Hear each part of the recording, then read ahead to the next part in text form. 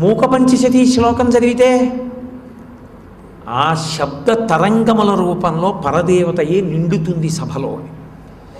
ఆ శబ్ద తరంగములు ఎంత దూరం వెడతాయో అంత దూరం అమ్మవారే.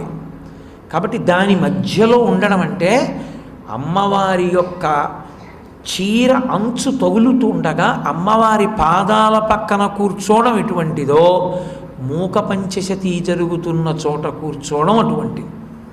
అందుకే తగిన ప్రదేశం అయితే తప్ప అసలు మూకపంచశతి జోలికి వెళ్ళరు. అది తగిన ప్రదేశమా కాదా, దానికి అధికారం ఉన్నదా లేదా వినేవాడికి. వినేవాడికి తగిన అధికారం లేని చోట యథార్థమునకు మూకపంచశతి చెప్పకూడదు. అధికారం ఉన్నవాడు ఉన్నాడు, అంత పంట పండినవాడే అనుకుంటేనే మూకపంచశతి చెప్పాలి. కాబట్టి అంత గొప్ప స్తవం